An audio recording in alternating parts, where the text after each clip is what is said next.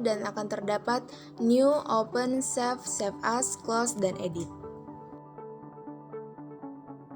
Kita masuk pada bagian B, yaitu pembuatan laporan. Salah satu aplikasi untuk membuat laporan ialah aplikasi pengolah kata seperti Microsoft Word.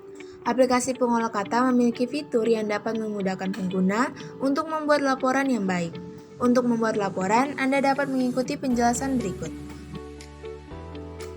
Pada bagian awal pembuatan laporan, buatlah cover yang menunjukkan nama pembuat laporan, judul laporan, dan keterangan singkat lainnya, sehingga penerima laporan mengetahui gambaran dari laporan tersebut.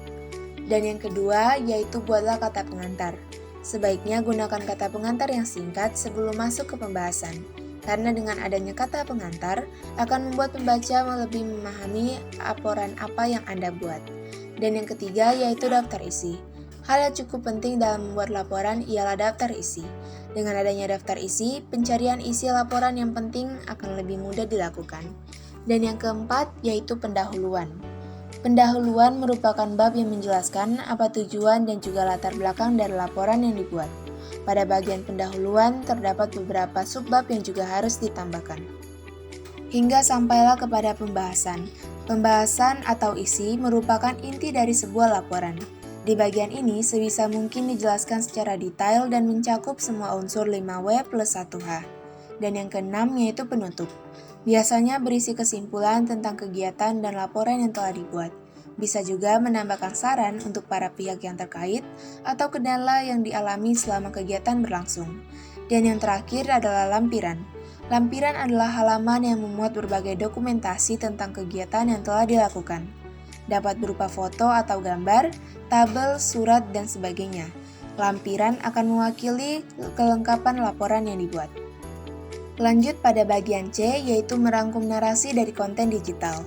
Konten digital adalah konten dalam beragam format, baik teks, gambar, video, audio, atau kombinasinya yang diubah dalam bentuk digital, sehingga konten yang diciptakan dapat dibaca dan mudah dibagikan melalui platform media digital seperti laptop, tablet, dan smartphone. Untuk merangkum narasi dari konten digital, hal dasar yang diperlukan adalah memiliki kemampuan literasi digital. Literasi digital adalah pengetahuan dan kecakapan untuk menggunakan media digital, alat-alat komunikasi atau jaringan dalam menemukan, menggunakan, membuat informasi dan memanfaatkannya secara bijak, cerdas, cermat, tepat, dan patuh hukum, dalam rangka membina komunikasi dan interaksi dalam kehidupan sehari-hari. Menurut Yuda Pradana dalam atribusi kewargaan digital dalam literasi digital tahun 2018, literasi digital memiliki 4 prinsip dasar, yaitu A. Pemahaman, artinya memiliki kemampuan memahami informasi yang diberikan media, baik secara implisit maupun eksplisit. B. Saling ketergantungan, artinya media yang satu dengan lainnya saling bergantung dan berhubungan. Yang ketiga, faktor sosial, saling berbagi pesan atau informasi kepada masyarakat.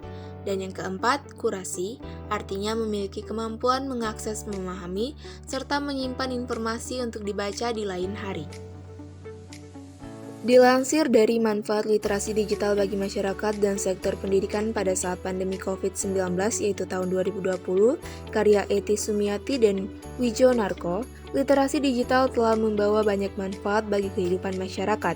Manfaat tersebut diantaranya, pertama, kegiatan mencari dan memahami informasi dapat menambah wawasan individu, kemudian meningkatkan kemampuan individu untuk lebih kritis dalam berpikir, serta memahami informasi, menambah penguasaan kosakata individu dari berbagai informasi yang dibaca, meningkatkan kemampuan verbal individu, meningkatkan daya fokus serta konsentrasi individu, dan menambah kemampuan individu dalam membaca, merangkai kalimat, serta menulis informasi. Lanjut pada bagian D, yaitu mengenai laboratorium maya. Laboratorium maya adalah laboratorium yang dibuat secara maya dengan menggunakan komputer. Laboratorium maya memiliki lingkungan yang interaktif untuk melakukan eksperimen dalam bentuk simulasi. Juga memungkinkan untuk memahami suatu konsep pembelajaran menggunakan animasi, sehingga belajar menjadi lebih menyenangkan. Kita akan bahas sejarah laboratorium maya.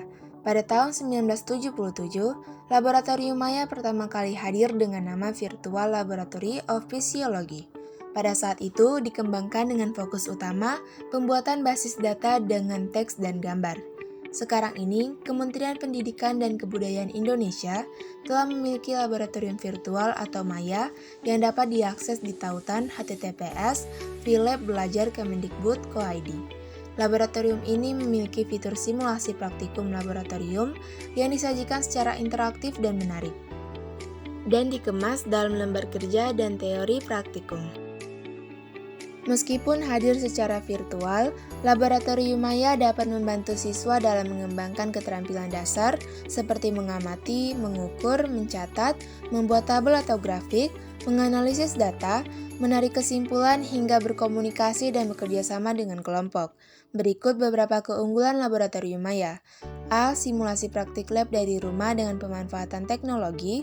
B. Memperjelas konsep pembelajaran dengan cara yang interaktif.